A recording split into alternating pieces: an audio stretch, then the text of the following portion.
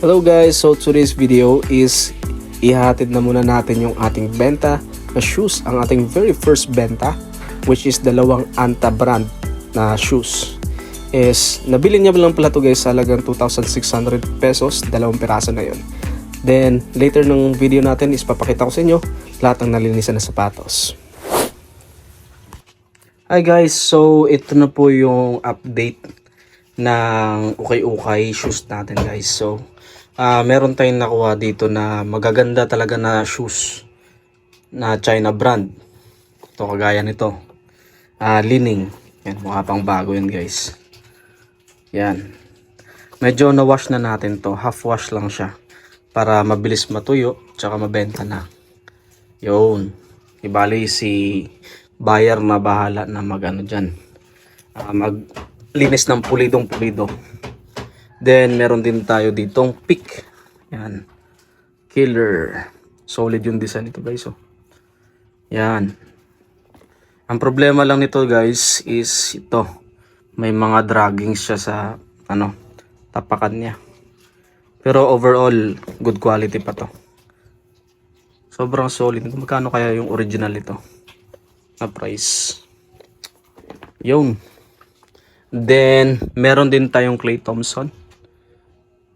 Anta. Meron tayo doon. Tapos, meron din tayong ito. Pinaka-favorite ko na nakuha sa bail ko. Halagang 14,000 guys. Meron ka ng 24 pieces na sapatos. At, kagandahan dito, konti lang yung reject. Tapos, mabibenta mo pa siya ng medyo mas mahal. Yun. So, pala guys, 22 pieces na lang pala to kasi nabenta ko na yung dalawa. Nabenta ko siya ng 2,600 pesos yung dalawang shoes. Dalawang Anta yun guys. Sobrang solid nun. Tapos sobrang happy yung nakabili. Ano pa ba? Ang ko na lang ngayon is concern kung paano ko to mapapaubos. Yan.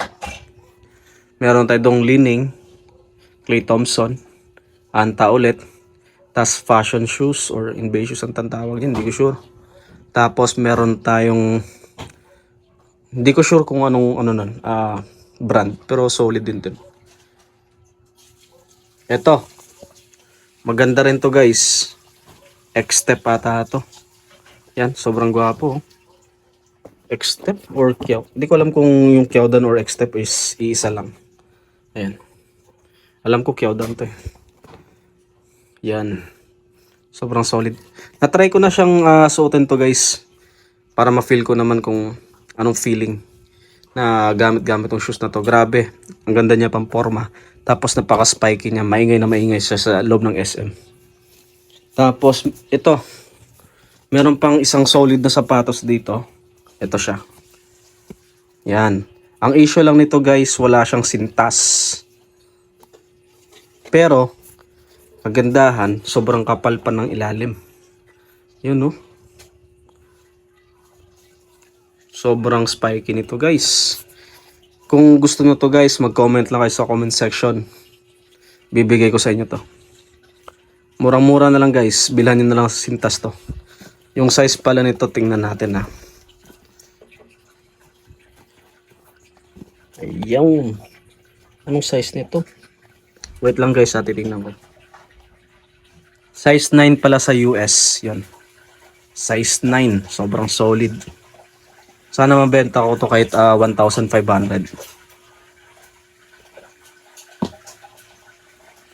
Tapos ito guys, sobrang solid din ito. Soup.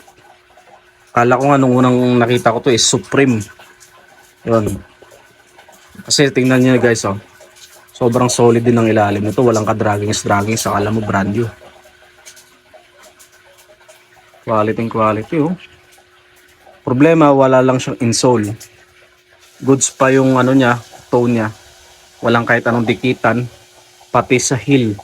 Wala rin. Walang draggings kahit konti. Yon. At ito pa. Pinaka-solid. Yan. May bubbles pa siya dito. Di nga lang ganun kalinaw pero maganda. May konting draggings lang siya. Napansin ko guys, dalawang klaseng brand lang yung madalas na nakikita ko. dito sa bill na nakuha ko. Ano, Kyaodan o di kaya Anta. Tapos bonus na lang kung may peak or lining. Lining or leaning. Yun. Ito naman guys, size 10 nata to or size 9. Yan. Ayun, size 9.5. Nung binili ko pala yung shoes na to guys, hindi pala ako pumunta ng Manila kasi taga Pampanga ako. So, nagtanong-tanong ako sa Facebook kung gusto niyo magbili ng bale o isang sako. Yung price niya again is 14,000. Yung iba is 15,000. Tapos yung iba naman nagpapapromo pag nakabayad ka today, halimbawa, ngayon ka nag-order, nagpapapromo sila ng less 500 pesos. Pero maliban pa yun sa SF o shipping fee na 800 pesos or 1,200. Depende po yun sa seller. Yun.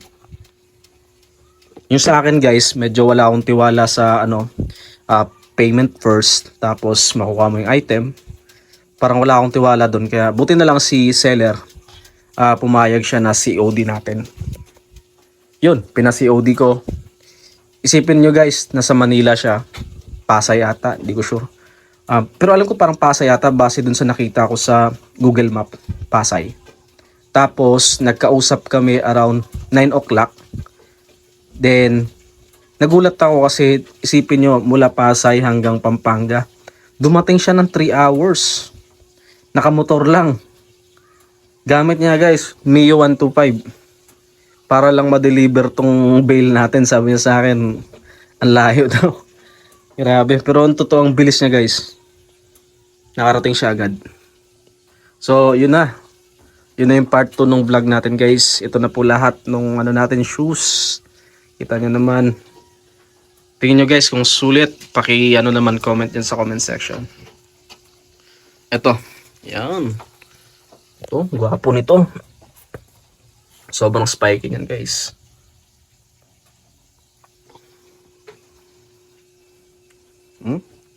Solid na anta.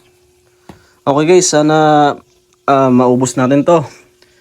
Tapos bibili tayo ng bagong bale. Sana makabili tayo at least 2 sako na. Tatry ko yung international brand or mga Nike, mga Jordan, yung mga ganyan. Tsaka Adidas next vlog. Pero pag di tayo kahit yung mga kalahati lang siguro nung mabenta nito, lalaban ako.